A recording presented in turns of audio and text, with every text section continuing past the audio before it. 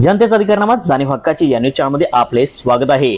नरभक्षक प्रशांत पाटील यांचे वकील पत्र स्वीकारू नये, वडगाव बार असोसिएशनकडे बहुजन पॅंथर सेनेची मागणी। भादोल येथील रोहिणी पाटील हिचा पती नरभक्षक प्रशांत पाटील याने धारदार शस्त्राने निर्गुण हत्या केली होती। या घटनेने संपूर्ण भादोले सहित पंचक्रोशीत एकच खळबळ माजली होती। ही हत्या इतकी भयंकर होती की भादोले गावामध्ये संतापाची लाट उसळली होती।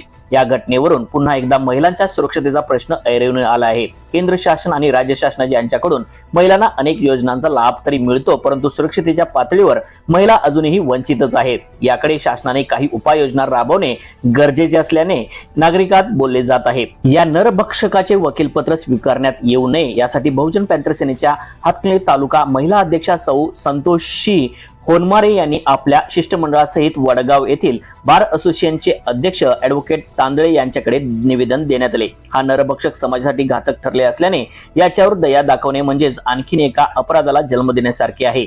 संपूर्ण भादोले ग्रामस्थातून यांच्यावर बहिष्कार टाकण्यात येत आहे। या नरभक्षकास कठोर शिक्षा व्हावी यासाठी पंचक्रोशीतून न्यायालयाकडे मागणी होत असताना दिसत आहे। सदरचे निवेदन हे बहुजन पॅंथर सेनेच्या संस्थापिका अध्यक्षा निशाताई बचुटे, राज्य उपाध्यक्ष मारुती साबळे यांच्या आदेशाने देण्यात आले। यावेळी संघटनेचे पश्चिम महाराष्ट्र अध्यक्ष प्रकाश खैरमोडे, बिपिन खिलारे, संतोषी होनमारे, सुनील कांबळे, बाळासाहेब कांबळे, भास्कर कांबळे, विजय अवघडे इत्यादी पदाधिकारी उपस्थित होते।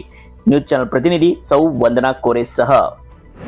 भादोले गावामध्ये जो काही हत्याकांड घडला आहे त्याच्याबद्दल आमचे बहुजन पॅंथर सेनेचे बहुजन पॅंथर सेना निषेध करत आहे, जाहीर निषेध करत आहे आणि त्या महिलेला न्याय मिळावा हीच अपेक्षा आहे। जनतेचा अधिकारनामात जाणीव हक्काची या न्यूज चॅनलमध्ये आपले स्वागत आहे। जाहिराती व बातमीसाठी आजच न्यूज चॅनलशी संपर्क साधा 80 87 820 897।